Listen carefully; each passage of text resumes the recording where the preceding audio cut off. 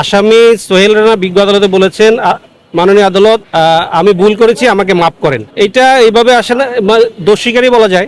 আপনারা যেটা বলছেন সেটা আপনারাও বিজ্ঞ আদালতে উপস্থিত ছিলেন, আমিও ছিলাম। আপনারা যা শুনেছেন আমিও তা শুনেছি। আমি যেটা বলার এটা বলেছি। আপনারা যা শুনছেন বিজ্ঞ আদালতে, আপনারা সব সাংবাদিক উপস্থিত ছিলেন, আমিও ছিলাম। আপনারা যা শুনেছেন আমিও তা শুনেছি। আপনারা যা শুনছেন, যে প্রশ্ন করছেন সেটাই আমি শুনছি। আমি এই মামলায় রাষ্ট্র নিযুক্ত আসামি পক্ষের স্টেট ডিফেন্স লয়ার। আমি এই মামলায় রাষ্ট্র নিযুক্ত বাংলাদেশ সরকার কর্তৃক নিযুক্ত আসামি পক্ষের আইনজীবী। আজকে এই মামলার যে একটি স্টেজ ছিল, সেটা হচ্ছে আমাদের ফৌজদারি বিচার ব্যবস্থায় ফৌজদারি অপরাধের বিচার কার্য সম্পূর্ণ করার জন্য রায় এবং যুক্তিতর্কের আগে একটা স্টেজ থাকে, ধাপ থাকে। আজকে সেটা আসামির পরীক্ষাবাদ 342 ফৌজদারি কার্যবিধি 342 ধারার পরীক্ষা। এই 342 ধারার পরীক্ষাটা সম্পন্ন হয়েছে। আগামীকালকে এই মামলার যুক্তিতর্কের জন্য বিজ্ঞ আদালত তারিখ ধার্য করেছে।